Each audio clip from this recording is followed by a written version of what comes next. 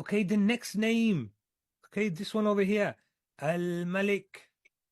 Okay, Al-Malik, the king. Okay, the king.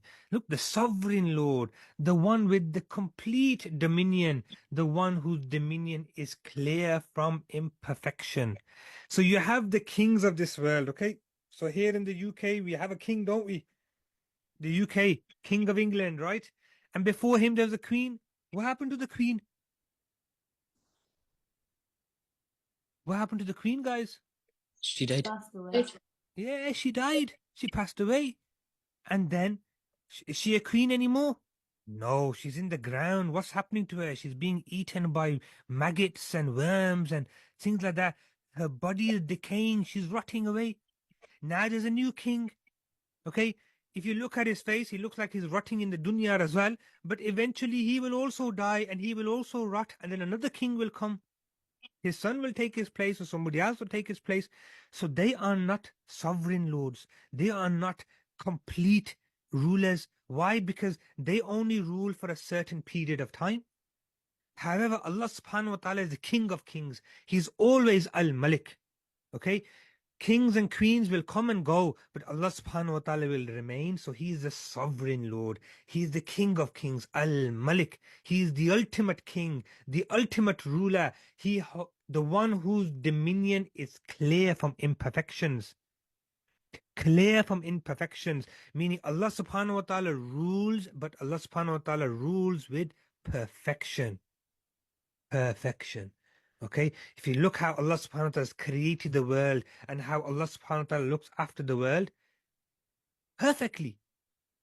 Okay, the sun rises and sets right perfectly. Nowadays, you can even get it right down to the minute.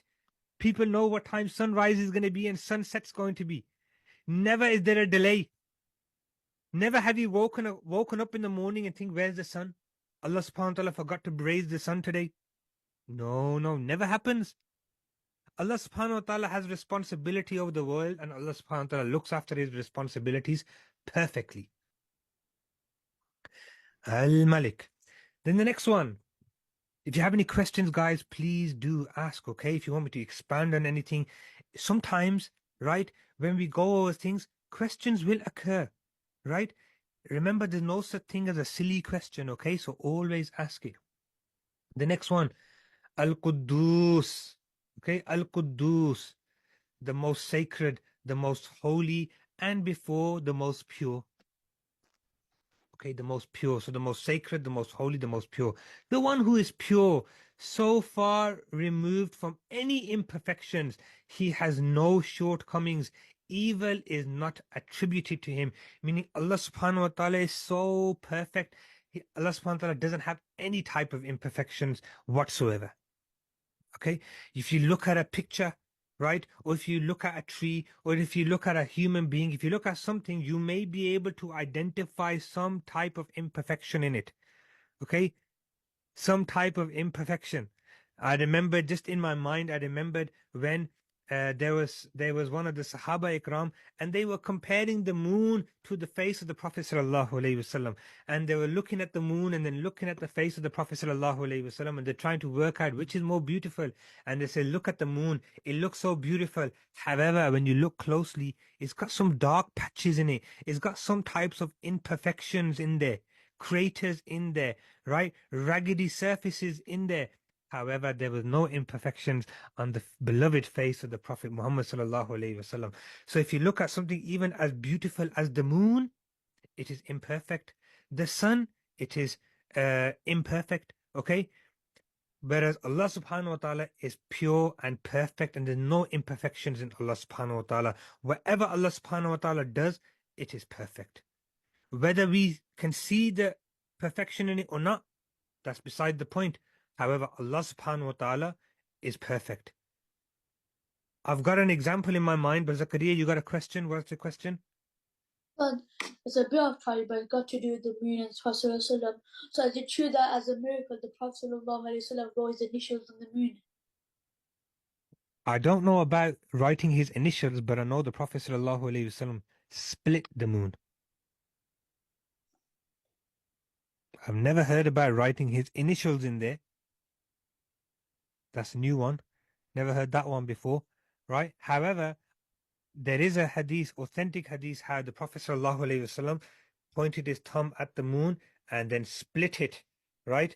And there's witnesses as well. People saw it in Syria and places like that. They witnessed the moon splitting. And I'm sure I read something about when the people went and they sent, I don't know whether they went to the moon or not, because there's a big conspiracy. However, they do have images of the moon, and they're saying there's a huge crater which is going around the moon. But khair, anyways, let's get back to the topic over here.